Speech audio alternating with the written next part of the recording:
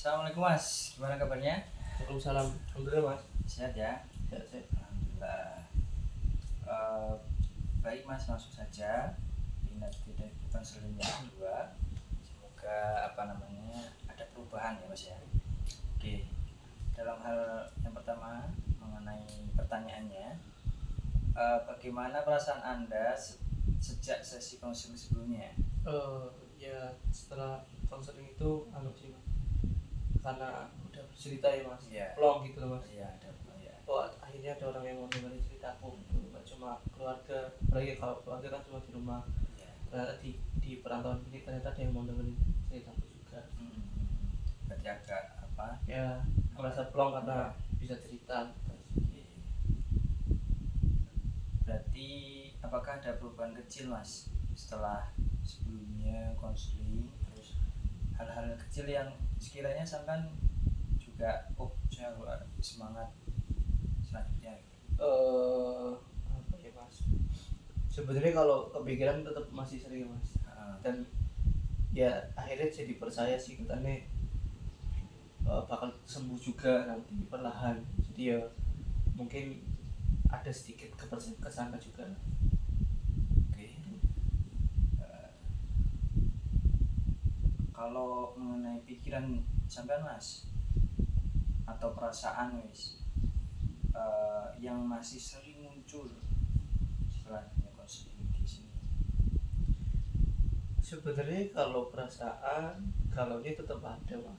Overthinkingnya masih ada, cuma ya tadi sudah ketambahan sama percaya bahwa bakal sembuh sebanyak itu, karena ternyata yang ngerasain apa ya, kalau putus cinta itu cuma aku kan.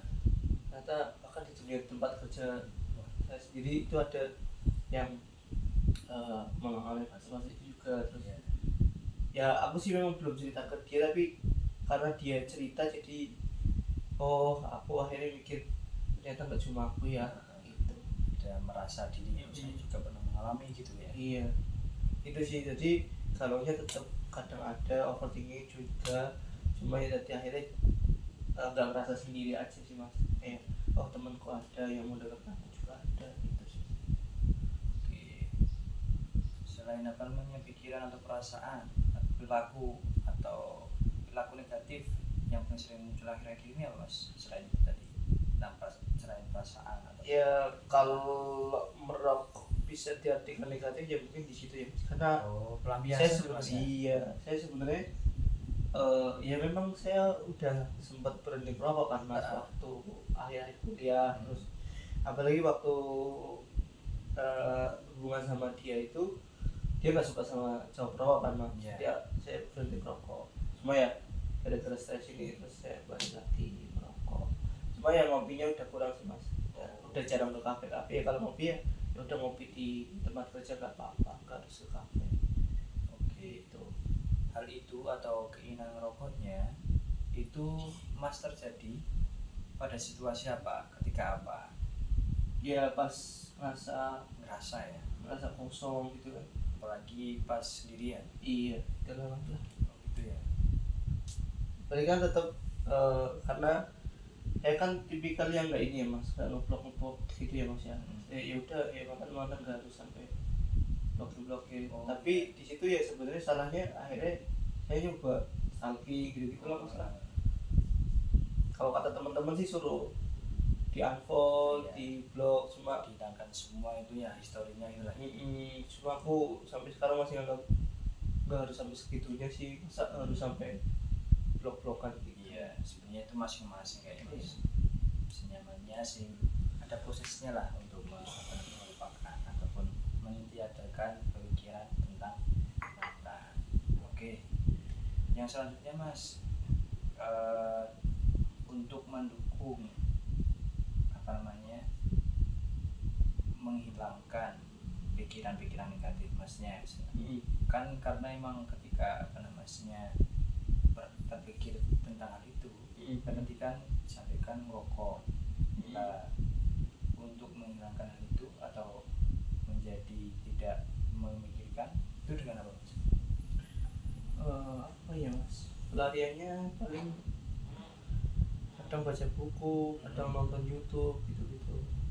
Jadi ya tadi lah pokoknya yang buruk sih merokok sih, saya ngerasa itu memang sebenarnya kan buruk kan. Selain itu paling ya jadi baca buku lagi, jadi nonton nonton film, nonton yang lucu-lucu, nonton YouTube gitu-gitu. Tapi tetap sendirian ya, tidak bersosial atau misalkan Ya kalau di tempat kerja kan tetap ramai, cuma kalau udah nyampe kos kan emang lebih enak sendiri. nggak pernah olahraga mas? Olahraga jarang mas, paling ya weekend itu kan nyari apa ya biar fresh gitu, Ya. paling gitu sih mas. Tapi rutin nggak sih mas, saya gampang capek sebenarnya mas, udah capek di kerjaan juga, jadi kerja capek terus masa lari kayaknya nanti malah makin capek. Iya. Menjaga kestabilan tubuh gitu ya. Iya, biar nanti waktu kerja juga nyaman lagi. Kalau kecapean kerjanya kan nggak nyaman. Dari pikiran itu apakah bertentangan dengan kehidupan normalnya masnya? Sebenarnya nggak ada yang kalau bicara cuma tentang kerjaan, tentang komunikasi sama keluarga itu semuanya baik mas. Cuma ya perasaan aja sih, perasaan yang harus dihadapi sendiri kan. Kayak kok gini banget ya, kok gini banget ya, kok gini banget ya. Intinya cuma itu sih. Tapi ngefek ke kerjaan enggak, ngefek ke keluarga juga enggak. Pertemanan juga tetap komunikasinya bagus sama teman-teman kuliah dulu, sama teman-teman tempat kerja juga bagus. Jadi masnya udah bagus itu, sehingga dapat meneruskan dan pikiran-pikiran yang tidak baik bisa ditinggalkan mas. Iya sih mas, paling ya itulah, saya pengen berhenti rokok lagi mas.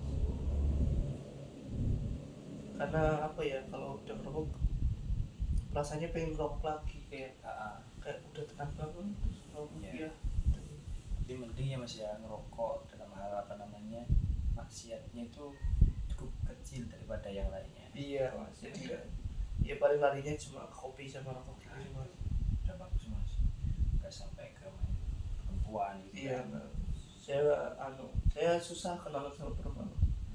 Jadi nunggu dikenalin sama teman juga, itu juga saya deket sama dia juga dikenalin sebenarnya mas. Dan ternyata klik gitu kan.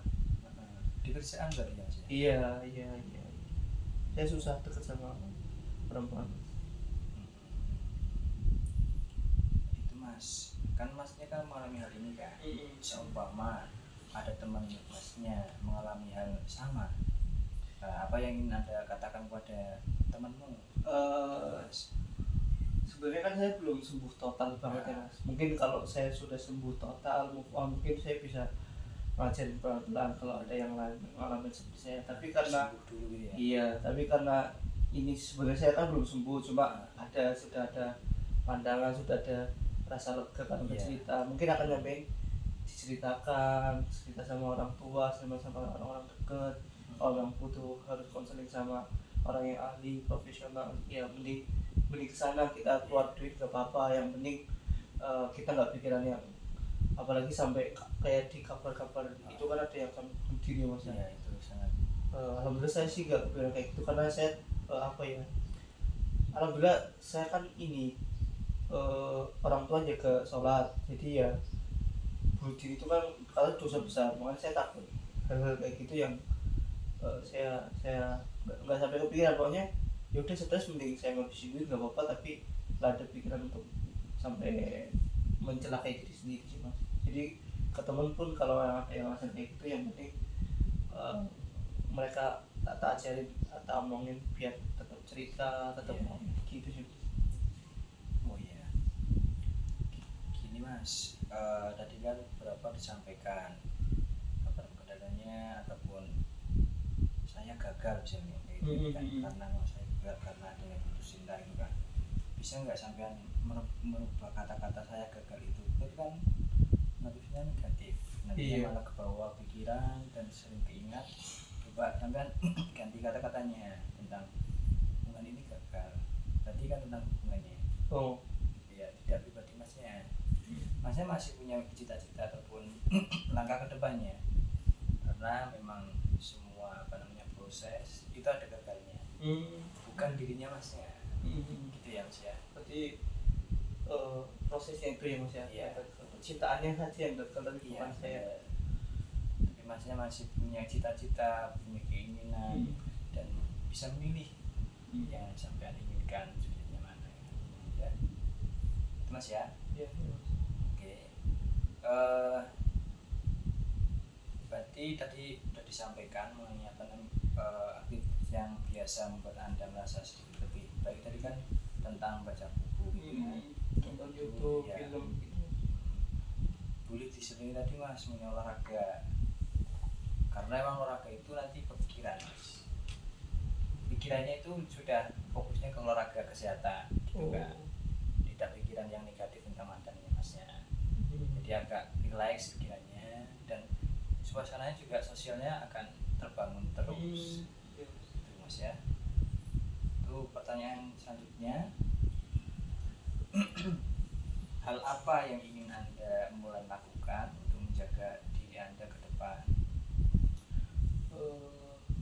Sementara yang menurut saya bagus itu ya tadi mas, sebetulnya baca buku. Ternyata saya kan dulu suka baca buku kan, Yeah. terus waktu kerja udah mulai malas karena fokus kerja. Terus apalagi pas punya hubungan kan jadi kerja sambil chattingan lah, komunikasi sama dia lah, Menyempatkan gitu ya. karena kan merasa banyak waktu setelah kerja juga kosong, terus nyari pelarian. Kayaknya baca buku lagi, saya senang baca buku lagi sih. Yang aktivitas ini. Untuk itu mas, dukungan siapa yang bisa anda manfaatkan saat perasaan sedih ketika muncul? Kan konsepnya sampai di perantauan kan ya. Iya. Biasanya kemana mas? Atau merenung atau ke tempat lainnya gimana mas? Ini sih mas, kan yang mungkin jarang tak ceritain itu, yang belum tak ceritain, saya kan suka game juga. Nah, itu di sekolah paling ya di luar kerja sama rekan kerja, terus game. Akhirnya kan sambil apa ya, senang-senang juga kan. Terus kadang nanti sambil cerita-cerita gitu ya, gitu aja sih mas. Tidak ke menenangkan diri ke beberapa tempat misalkan ziarah ataupun yang lainnya gitu.